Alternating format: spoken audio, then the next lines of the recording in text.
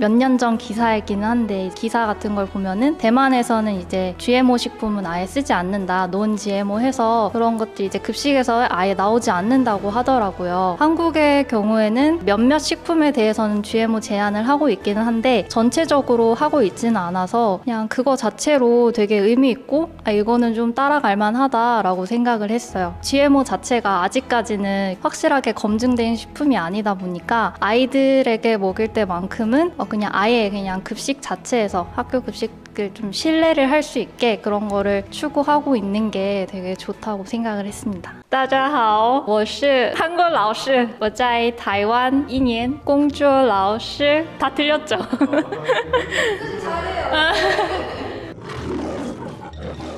안녕하세요. 저는 혜진이의 인생살이 유튜브를 운영하고 있는 혜진이라고 합니다. 반갑습니다. 총 3년 동안 초등학교 교사로 일을 했고 2년 먼저 한국에서 근무를 하고 1년 동안은 대만에서 근무를 했습니다. 한국의 급식은 보통은 밥이랑 국이 나오고 반찬 종류는 한 3가지 정도가 나오는 것 같아요. 반찬은 아이들이 좋아하는 그런 육류 종류, 그리고 어쨌든 채소가 들어간 어떤 반찬, 그리고 김치가 항상 꼭 포함되어 있어요. 한국의 경우에는. 대만은 약간 초록초록한, 약간 푸릇푸릇한 느낌인데 한국인은 빨간, 일단 김치부터 빨갛고 국도 그래 좀 빨간 음식도 좋아하고.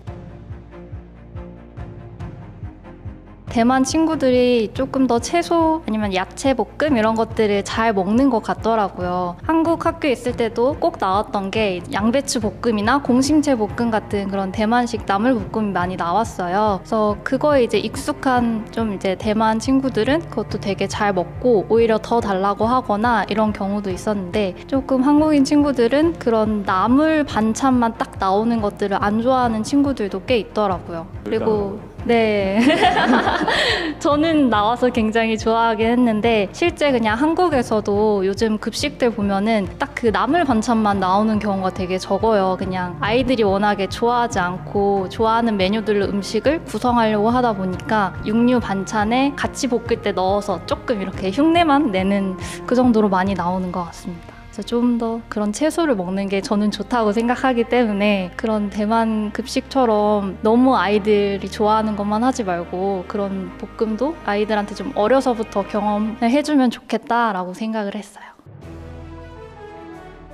몇 년 전 기사이기는 한데 기사 같은 걸 보면은 대만에서는 이제 GMO 식품은 아예 쓰지 않는다, 논 GMO 해서 그런 것들이 이제 급식에서 아예 나오지 않는다고 하더라고요. 한국의 경우에는 몇몇 식품에 대해서는 GMO 제한을 하고 있기는 한데 전체적으로 하고 있지는 않아서 그냥 그거 자체로 되게 의미 있고 이거는 좀 따라갈 만하다라고 생각을 했어요. GMO 자체가 아직까지는 확실하게 검증된 식품이 아니다 보니까 아이들에게 먹일 때만큼은 그냥 아예 그냥 급식 자체에서 학교 급식을 좀 신뢰를 할 수 있게 그런 거를 추구하고 있는 게 되게 좋다고 생각을 했습니다. 한국에서 이제 뭐 영양사 선생님들 또는 관련된 선생님들이 논 GM으로 하고 있는 대만으로 이렇게 갔다 와서 그런 기사를 봤습니다. 제가 먹을 때는 그렇게 신경 쓰고 먹는 편은 아닌데 그래도 급식이라는 건 정말 많은 아이들에게 그냥 지속적으로 꾸준히 하고 있는 거니까 그거에 대해서는 좀 확실하고 믿을 만한 걸로 하는 게 좋지 않을까 생각을 합니다.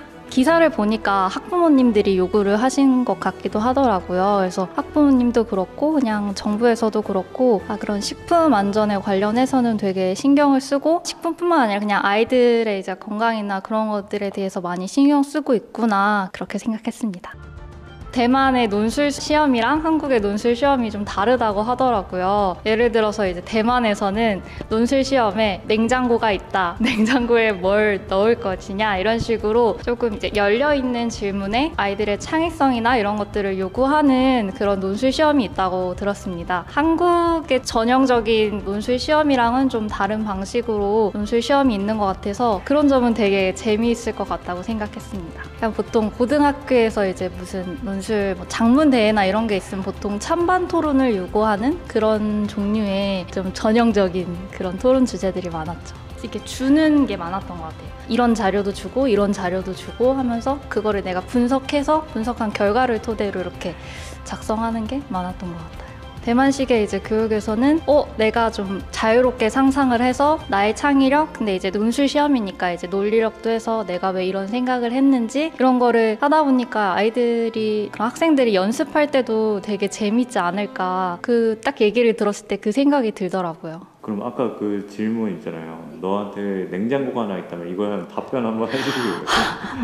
그냥 냉장고가 하나 있다면 뭘 할 건지요? 실제로 이제 대만 학생들이 받는 그런 질문이거든요. 누구 니요 이쪽 빙샹 이런 식으로 그냥 딱 하나만 나오면 돼요. 그냥 냉장고가 있다면, 제가 너무 전형적인 한국의 학생이라서 그런지 너무 머릿속에 새하얗긴 한데, 냉장고가 있다면 저는 이제 칸을 나눠서 제가 좋아하는 음식들로 꽉꽉 채워 넣을 것 같습니다. 왜냐하면은 냉장고는 이제 그런 어떤 식품을 오랫동안 보관하기 위한 그런 역할을 하니까 그 역할에 충실하게, 대신 나만의 냉장고니까 내가 좋아하는 음식들로 정리를 해서 맛있는 것만 꽉꽉 채워 넣겠다. 선생님이시니까 채점 한번 해보세요. 창의성 점수 몇 일단 점인가요? 창의성은 한 1점 정도 줄 것 같고요. 큰일 났네요. 되게 어렵죠. 어렵네요. 이런 점에서 볼 때 대만에서 살아남기 쉽지 않을 것 같다. 근데 어쨌든 이 교육적인 측면에서 봤을 때는 좀 이런 방향으로 흘러가는 게, 그래도 그런 미래 사회를 생각했을 때 어쨌든 이런 상상력이 빛을 발하는 거니까, 이런 점은 한국에서도 좀 너무 이런 전형적인 논술고사나 시험 말고 이런 방향으로 갔으면 좋겠다라는 생각을 합니다. 저는 이제 대만에서 1년 동안 즐겁게 잘 생활을 하고 지금은 한국으로 돌아왔습니다. 이제 앞으로 한국에서의 생활도 많이 기대해 주시고 유튜브도 많이 봐주세요.